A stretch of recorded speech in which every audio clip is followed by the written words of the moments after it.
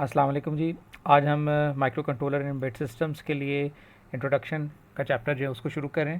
This is the book that we are going to use, the EVR micro controller and embedded systems using assembly and C, and these are the slide from the author book. Some modifications are done in the next slides, so वो आप Google Classroom से देख सकते हैं। So internal organisation of the computer, there are different parts of the computer like input outputs, memory, CPU, central processing unit. Okay, and how are we going to connect these things to form a meaningful device that can take the inputs and process uh, and using this hardware, and make a possible system that can be utilized for some practical application. So internal organization of the computer, CPUs have basically memories, input output devices.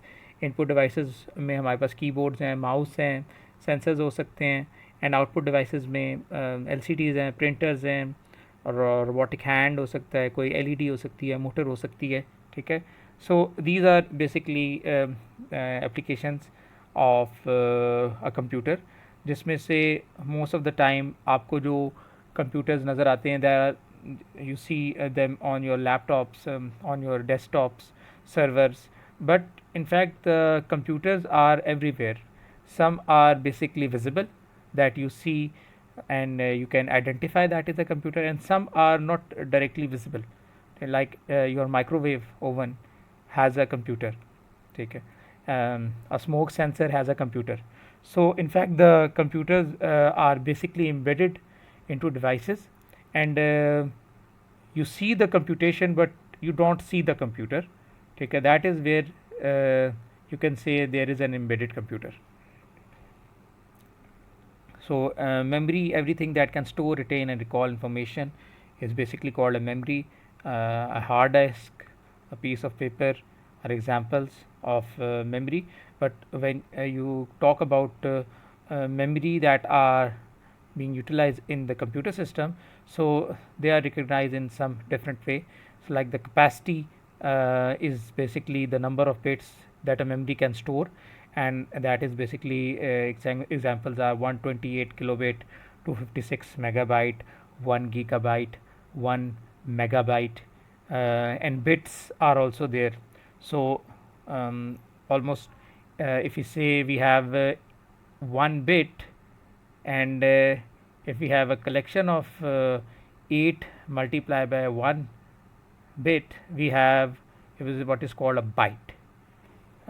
So the number of bits basically are lesser, and if we have 8 bits, then we call that thing a byte.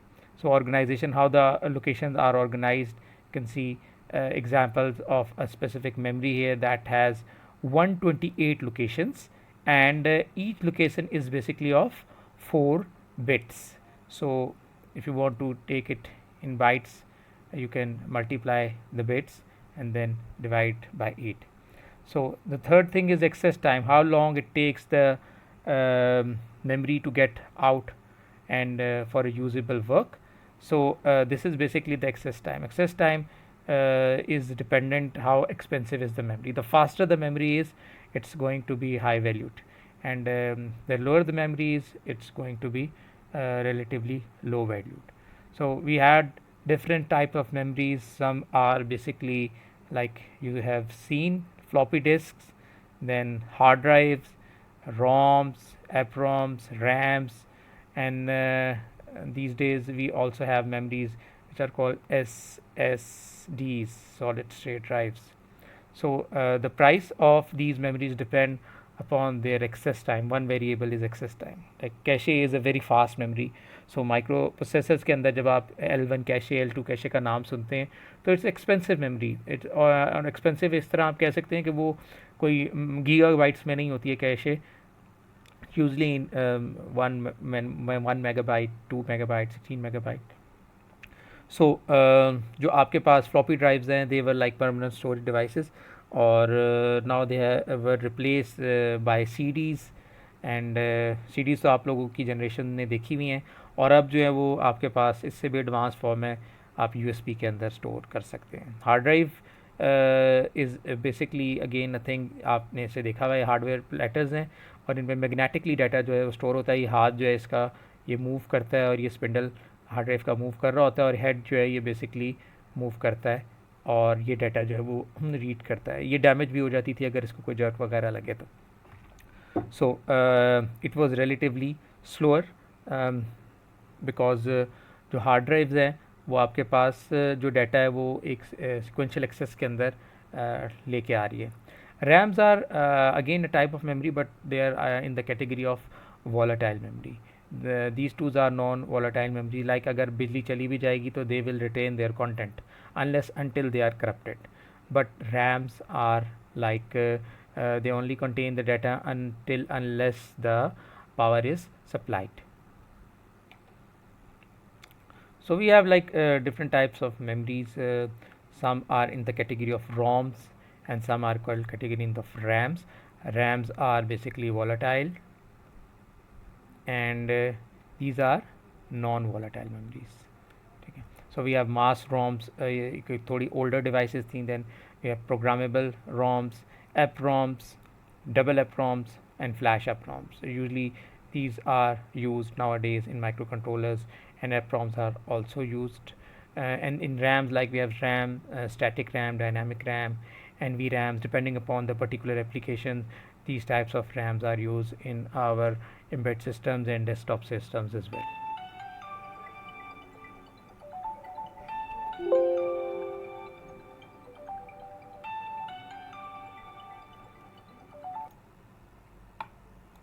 So there were different types of memories that we were talking about, and they are again depending upon their particular application they are utilized.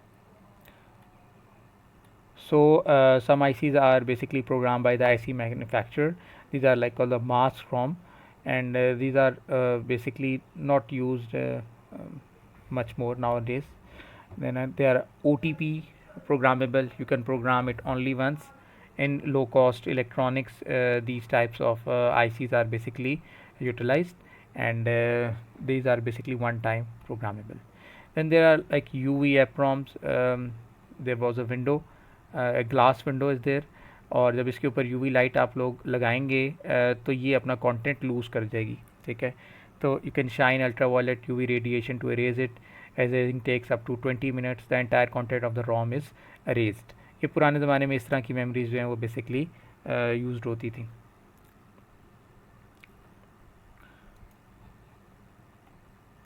So electrically एरेजेबल, erased instantly, each byte can be erased separately.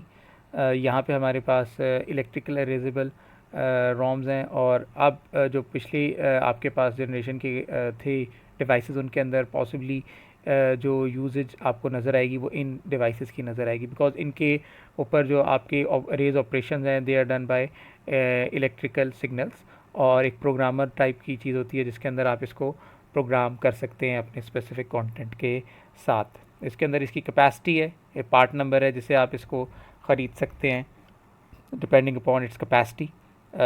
इसकी organisation memory का structure क्या है कि 2 kilo इसके अंदर total location है, और हर location जो है वो बेसिकली 8 बिट की है, ठीक है। इस तरह अगर आप स्पेसिफिक मॉडल पे जाएंगे तो इसके अंदर 32 के लोकेशंस हैं और हर लोकेशन 8 बिट की है। स्पीड इज़ इन अगेन आपके सामने ये जो मेमोरी है this is fast memory, speed इसकी ज़्यादा तेज़ है, आप इसको 150 नैनोसेकंड के अंदर इसको एक्सेस कर सकते हैं, वेराज अगली मेमोरी को आप नहीं कर सकते। अगर आपने बहुत फास्ट काम करना है तो this memory would be better than this thing. Pins are there, and then technology and its voltage. You can erase entire flash, the entire device is erased at once. Flash ROMs जो हैं वो again जो है वो आपके पास the entire device is erase at once. जो आपके पास ये वाली जो मेमोरीज थी इसके अंदर ये सिनेरियो था कि एक एक एड्रेस के ऊपर आपको जाके उसका जो है ना डिसीजन करना पड़ता था, उसके ऊपर आप ज़ीरो राइट कर रहे हैं उसको रेज करने के लिए या what ever the operation is. But flash के अंदर ये सिनेरियो कि आप साइमल्टेनियसली पूरे के पूरी मेमोरी को अरेज कर सकते हैं। पिछली वाली में अरेज करना भी it take a time to erase all the memory. The bigger the memory, the bigger the time it would take to erase the memory. So RAMs are basically made of flip-flop transistors. Advantages are that they are faster and no need for refreshing, and basically disadvantage is high power consumption, and these are basically expensive. RAMs का basically content को retain रखने के लिए आपको इन्हें refresh भी usually करना पड़ता है, लेकिन अगर आप इस टाइप की मैं रैम लेंगे एस रैम, तो इसमें ये सिनेरियो नहीं होगा. DRAMs are dynamic RAMs. They are made of capacitors.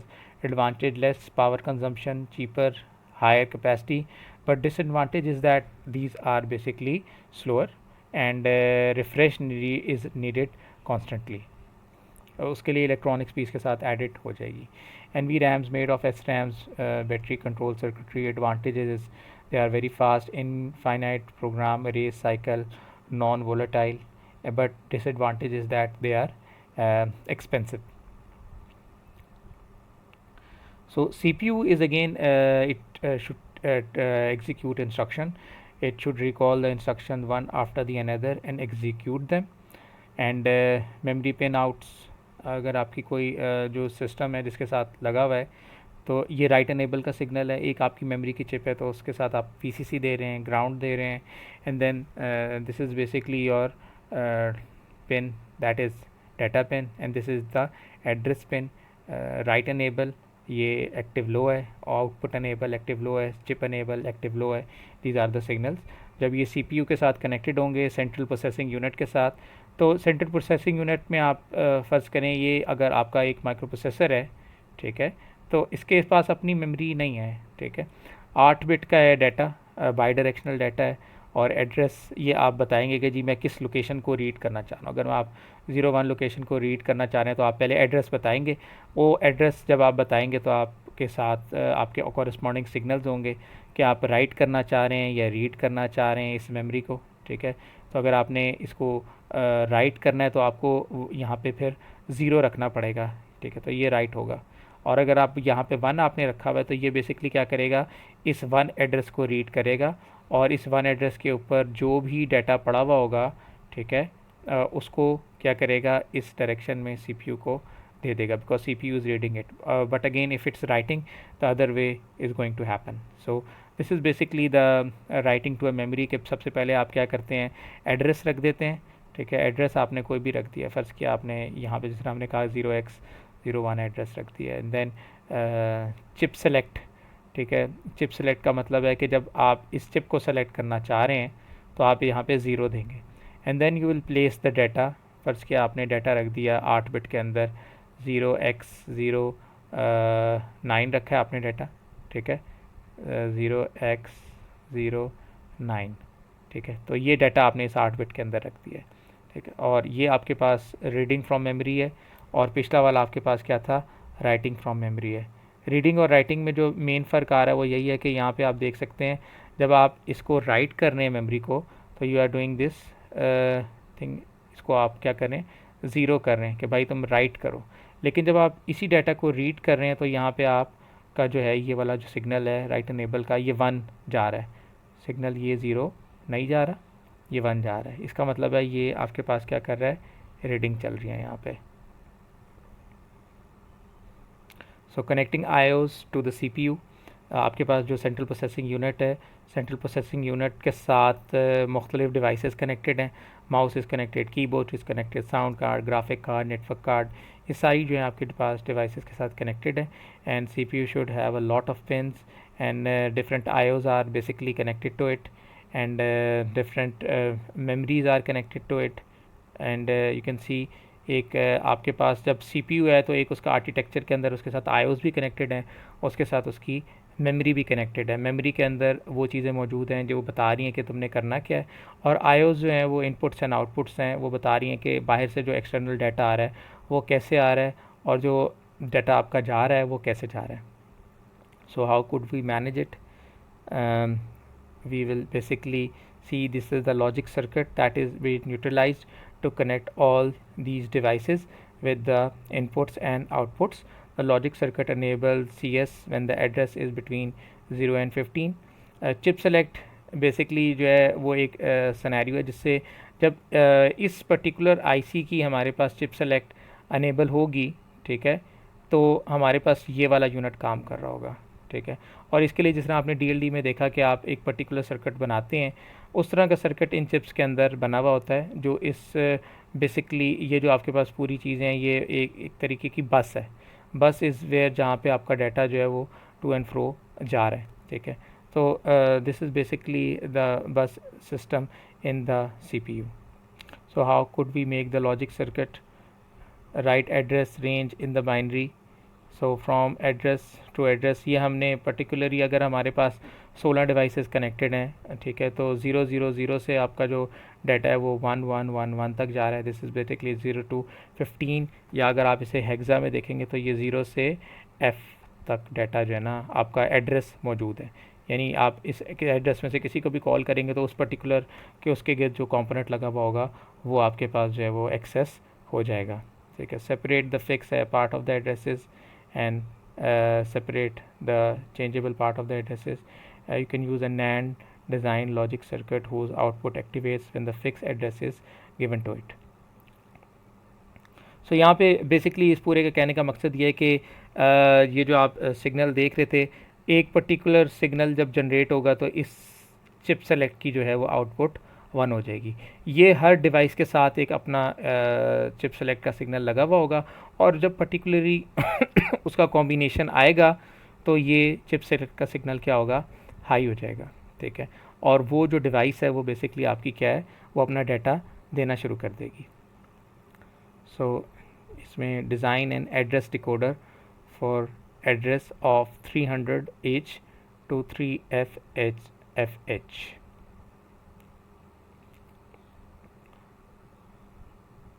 So write the address range, separate the fixed part of the address. ये part जो है वो constant चल रहा है दोनों ranges के अंदर. Design the circuit logic, an easier way of designing this thing.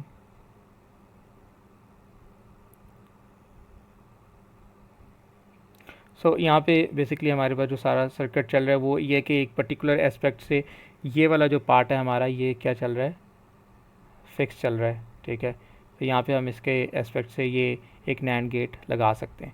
यहाँ पे अगर हमारे पास कोई और डिवाइस लगी हुई है, फर्स्ट किया हमने एक माइक्रो कंट्रोलर लगा हुआ है हमारे साथ या माइक्रो प्रोसेसर लगा हुआ है, और इसके साथ डिफरेंट डिवाइसेस जो हैं वो लगी हुई हैं। हर डिवाइस के साथ अपना इस तरह का एक जो है ना आपके पास नैंड गेट लगा हुआ होगा, और पर्टिकुलरली उसके आगे जो है वो उसकी सर्किटरी लगी हुई है।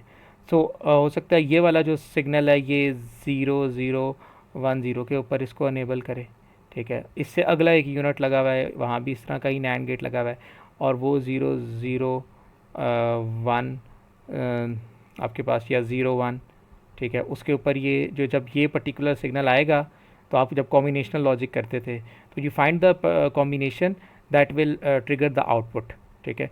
तो इस पॉइंट से ये जो है वो डिफरेंट डिवाइसेस जो हैं जब उनके पर्टिकुलर कॉम्बिनेशन मैच होंगे तो वहाँ पे उसका कॉरस्पॉन्डिंगली सिग्नल जो है वो जनरेट हो जाएगा, whether it's in active high और in active low, it depends कि आपकी सर्किटरी जो है वो बेसिकली क्या काम कर रही है। अगर एक्टिव लो के ऊपर आप काम करवा रहे हैं तो आपने जो भी आपकी इनपुट जनरेट हुई है उसके साथ आपने एक बबल लगा दिया, वो सिग्नल आपका क्या हो जाएगा, एक्टिव लो हो जाएगा। इफ़ इट्स एक्टिव हाई तो ये बबल जो है वो आप हटा भी सकते हैं। So inside the CPU we have different things like ALU, arithmetic logic unit, we have like program counter, and then we have instruction decoder, and then we have registers, okay. So these are part of the CPU, central processing unit. अब हमारा एक particular programme इसके अंदर लिखा हुआ है जिसको हम जो है वो देखेंगे कि ये किस तरीके से बेसिकली काम कर रहा है। सो हम यहाँ पे जो है वो बेसिकली एक एग्जांपल को देख रहे हैं, और इस एग्जांपल में हम देखेंगे कि एक कंप्यूटर सिस्टम जो है, एक बेसिक कंप्यूटर सिस्टम कैसे काम कर सकता है, जिसमें एक CPU दिया हुआ है, ठीक है, उसके साथ एक मेमोरी लगी हुई है, ठीक है। मेमोरी के अंदर कुछ कंटेंट है, जिस तरह यहाँ पे आप कह सकते हैं ये 0 एड्रेस पे ये कंटेंट पड़ा है, जिसका मतलब है इसके अंदर जो भी ऑपरेशन हो रहा है वो ये कि 17th लोकेशन से कोई चीज़ उठाओ और उसको किधर डाल दो, बेसिकली रजिस्टर ए में डाल दो, ठीक है। फिर ए रजिस्टर में जो चीज़ आ गई है उसको बी में डाल दो। ये बेसिकली वंथ लोकेशन पे जो भी ये आपके पास हैग्स लिखा हुआ है, इसका अगर आप ह्यूमन मीनिंग देंगे तो ये हो जाएगा, ठीक है। सो यहाँ पे आप कह सकते हैं ये आपके पास एक तरीके से हेक्साडेसिमल के अंदर आपका जो कोड है वो लिखा हुआ है, और ये उसकी लिटिल मीनिंग है। मेमोनिक्स आप इन्हें कह लेंगे, जिसको आप समझ रहे हैं कि ये ऑपरेशन बेसिकली जो है ना वो क्या हो रहा है, ठीक है। इसी तरह थर्ड में ये लिखा हुआ है कि सिक्स्थ मेमोरी लोकेशन से चीज़ उठाओ, ठीक है। सिक्स मेमोरी लोकेशन ये है, और इसके ऊपर क्या पड़ा हुआ है, 5 पड़ा हुआ है, इसको आप डाल दो कहाँ पे, ए रजिस्टर के अंदर। और फिर आप बेसिकली क्या काम करें, ए प्लस बी जो दोनों के रजिस्टर के कंटेंट्स थे वो आप डालें और उनको आप ऐड करें, और उनका रिज़ल्ट तो जाहिर सी बात है ALU में स्टोर हो जाएगा। और उसके बाद ये प्रोग्राम क्या कहता है कि जो ए के अंदर जो भी चीज़ पड़ी हुई है उसको आप 7th मेमोरी लोकेशन में डाल दें। So this is what this program is basically doing. और ये स्टेप बाय स्टेप किस तरह कर रहा होगा इसको हम देख लेंगे। हमने बात की थी कि अरिथमेटिक लॉजिक यूनिट है जो बेसिकली क्या काम कर रहा है कि जो भी आपके मैथमेटिकल डिसीजंस हैं वो ले रहा है। उसके अलावा आपके पास इंस्ट्रक्शन डिकोडर है।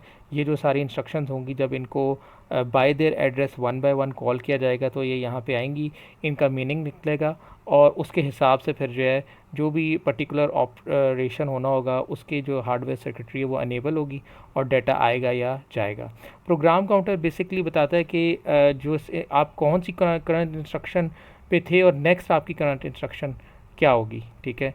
यानी अगर आप 1 के ऊपर हैं तो PC जो होगा program counter that will be pointing to 2 कि इसके बाद आपने क्या है कि आपने इसके बाद 2 चलानी है। 2 पे होंगे तो यहाँ पे आपके पास बेसिकली 3 चल रहा होगा। बेसिकली ये जो भी आपकी नेक्स्ट इंस्ट्रक्शन होगी उसको ये पॉइंट कर रहा होगा कि इसके बाद ये चीज़ काम होना है, इसके बाद ये काम होना है। ये आपके पास बेसिकली प्रोग्राम इंस्ट्रक्शन कर रहा होगा। सो यहाँ पे अगर हम पहला अपना इंस्ट्रक्शन चलाते हैं तो आपके पास 0th एड्रेस के ऊपर 31 ईच जो है वो लिखा हुआ है, जिसका मतलब क्या है कि जो 17th लोकेशन है ये जब इंस्ट्रक्शन डिकोडर के पास आपके पास आ गई है ये इंस्ट्रक्शन, ठीक है। यहाँ से हमारे पास जो नेक्स्ट चल रहा है वो हमारे पास 31 आपके पास यहाँ से उठ के आ चुका है, ठीक है। और तो प्रोग्राम काउंटर को पता है कि जी 0 पे पहले मैं खड़ा हुआ था तो अब मैं किस पे आ गया हूँ, 1 पे आ गया हूँ, ठीक है। 1 जो है वो बेसिकली क्या है, एड्रेस है ऑफ द नेक्स्ट इंस्ट्रक्शन, ठीक है। सो आपके पास जो 17th मेमोरी लोकेशन है उसके पास आपके पास ये 17 मेमोरी लोकेशन है, ठीक है। ये एड्रेस बस के ऊपर आ गई कि भाई 17th मेमोरी लोकेशन से आप अपना डाटा जो है ना वो ले लो, ठीक है। और यहाँ पे हमारे पास जब 17th मेमोरी लोकेशन के ऊपर आपने डाटा अपना ले लिया तो आपका रीड होगा मेमोरी ऑपरेशन। अब फर्स्ट क्या, यहाँ पे आपके पास जो डाटा आपके पास यहाँ पे कोई लगा हुआ है, सिस्टम लगा हुआ है जिससे आपने 9th डाटा जो है वो इसको दे दिया, इनपुट है ना, ठीक है। इनपुट से आपने 9 डाटा आपको इन्हें सिस्टम को दे दिया। अब ये 9 डाटा गया और ये जाके स्टोर कहाँ हो जाएगा आपके पास डाटा बस के थ्रू ए रजिस्टर में, बिकॉज हमने यहाँ पे कहा है कि 17 लोकेशन से उठाओ जो भी एड्रेस है, इससे एक चीज़ उठाओ और उसको ए लोकेशन के अंदर, ए रजिस्टर ए के अंदर जाके डाल दो। अब प्रोग्राम काउंटर जो है वो आपके पास चला गया 1 के ऊपर, 1 की इंस्ट्रक्शन उठाएगा, ठीक है। और 1 से इंस्ट्रक्शन उठ के यहाँ पे आपके पास C4 आ गया है, जिसका मतलब ये था कि जो कंटेंट ऑफ ए है यहाँ पे आप देख सकते हैं कंटेंट ऑफ ए उसको कॉपी कर दो इनटू द रजिस्टर बी। सो यहाँ पे बेसिकली क्या हो जाएगा, आपके पास जो कंटेंट ए है वो बेसिकली इधर भी आपके पास आ जाएगा। और अब क्योंकि हम 1 इंस्ट्रक्शन को कर चुके हैं डोकेट, तो यहाँ पे क्या हो जाएगा, नंबर फ्रॉम 1 to 2 हो जाएगा, ठीक है। प्रोग्राम काउंटर को अब पता है कि मैंने 2 नंबर पे जाना है, और जब ये आपके पास चलेगा तो आपके पास ये जो डाटा है ये 2 पे भी कॉपी हो जाएगा। अब आपके पास एड्रेस जो है वो 2 चला गया, यहाँ पे एड्रेस आपका नेक्स्ट 2 इंस्ट्रक्शन उठ के आ जाएगी, जिसने बेसिकली क्या कहा है कि 6th जो लोकेशन है मेमोरी की, क्योंकि 1 2 3 0 1 2 3 4 5 6 7 यहाँ है और बाकी इन्होंने बताई है फर्स्ट के 16 17 18 यहाँ पे आई हुई है। सो इसने कहा कि जी 6th लोकेशन पे जो भी चीज़ पड़ी है ना उसको उठाओ और उसको उठा के बेसिकली क्या कर दो, ए रजिस्टर के अंदर कॉपी कर दो, ठीक है। सो यहाँ पे जब हमने ये काम किया तो हमारे पास डाटा वहाँ से इंस्ट्रक्शन उठ के आ गई और इसका बेसिकली मकसद यही है कि 0126 लोकेशन से डाटा उठेगा और ये एड्रेस हमारे पास गया और इससे उठ के डाटा नंबर 5 कहाँ आ जाएगा, हमारे रजिस्टर नंबर ए में आ जाएगा। ठीक है, नेक्स्ट इंस्ट्रक्शन हमारे पास क्या है, तो जो हमें बता रही है कि हमारे पास अब क्या ऑपरेशन होना है। एडर हमारा जो है वो एक्टिवेट हो जाएगा और एडर जब एक्टिवेट होगा तो आपका जो कंटेंट है basically this operation is going to run A का प्लस बी जो है उसका कंटेंट इधर चला जाएगा। तो 5 + 9 ये उठ के कहाँ चले जाएंगे, आपके अरिथमेटिक लॉजिक यूनिट के अंदर, और आपका जो भी रिज़ल्ट इसके साथ था वो बेसिकली जाके स्टोर हो जाएगा आपकी इस लोकेशन के अंदर।